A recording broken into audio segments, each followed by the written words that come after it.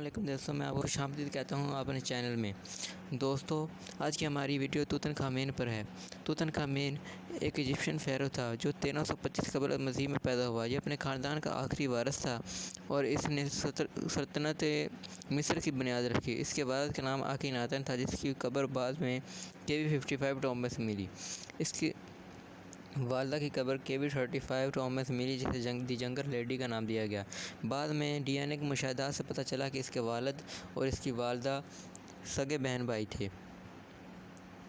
توتن خامین نے 8 یا 9 سال کی عمر میں سلطنت کو سنبھالا اور سلطنت میں بہت سی تبدیلیاں کی اور سلطنت کو مصر کا نام دیا۔ اس نے سلطنت کے پرانے مذہب کو بدل کر ایک نیا مذہب متعارف کروایا اور پرانی عمارتوں کو دوبارہ سے ریسٹور کروانے کا حکم دیا۔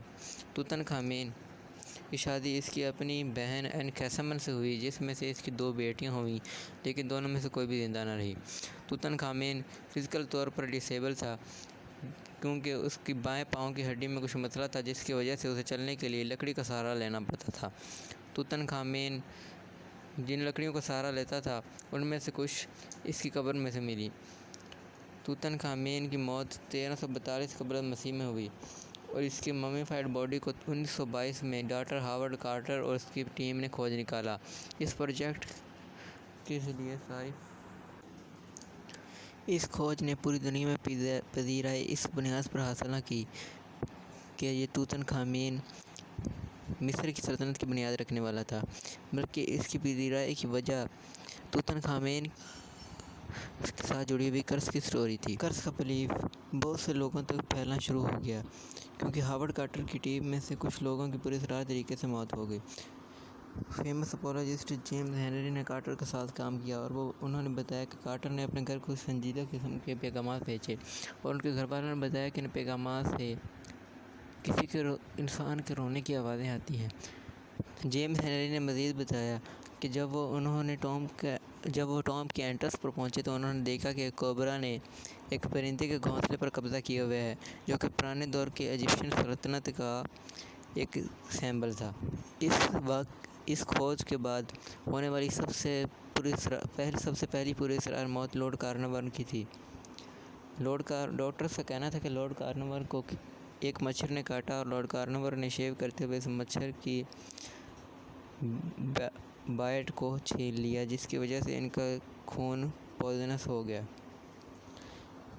لارڈ کارنواون کی موت اس واقعے کے 6 ماہ بعد ہوئی اور اس موت نے پوری دنیا میں اس واقعے کو مزید مشہور کر دیا کہ لارڈ کارنواون کی موت کچھ ایسے ایلیمنٹس کی وجہ سے ہوئی جنہیں کہ توتن خامین کے پادریوں نے اس کی قبر کی حفاظت کے لیے بنایا تھا۔ آرتھر وینگر نے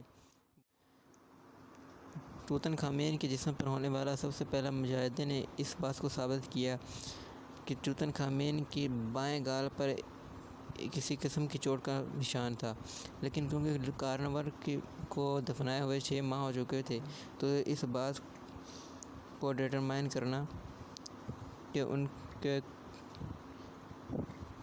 مچھر نے ان کے کس گال پر کاٹا مشکل تھا۔ 1925 میں آرتھروپولوجسٹ ہنری فیلڈ نے برسٹل کے ساتھ اس ٹام کا وزٹ کیا اور انہوں نے بتایا کہ کارٹر نے اپنے دوست بروس انگرہام کو ایک ممیفائڈ ہاتھ دیا جس کے اوپر ایک بریسلٹ تھا، جس کے اوپر سمبلز میں کچھ لکھا ہوا تھا، جس کا مطلب بنتا تھا کہ "Anyone he who moves my body, to him shall come fire, water and pestilence"۔ اور اس کے کچھ دنوں بعد ان کے اس دوست کے گھر میں آگ لگ گئی اور اس آگ سے کچھ دن قبل ہی اس گھر نے ایک سیلاب کا بھی سامنا کیا۔ ہاورڈ کارٹر نے بھی اب ان کہانیوں پر کچھ یقین کرنا شروع کر دیا تھا۔ ہاورڈ کارٹر نے اپنی ڈائری میں کچھ پراسرار الفاظ لکھے جو کہ کچھ اس طرح تھے کہ "میں نے آج کچھ گیدڑ دیکھے اور وہ گیدڑ بالکل ان گیدڑوں کی طرح تھے، بالکل انوبس کی طرح تھے"۔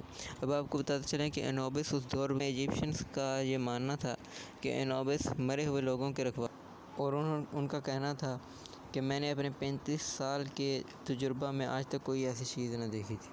دوستو، امید ہے کہ آپ کو میری یہ ویڈیو پسند آئی ہوگی۔ اگر آپ کو یہ ویڈیو پسند آئی ہے تو میرے چینل کو سبسکرائب کر دیں اور ویڈیو کو لائک کر دیں۔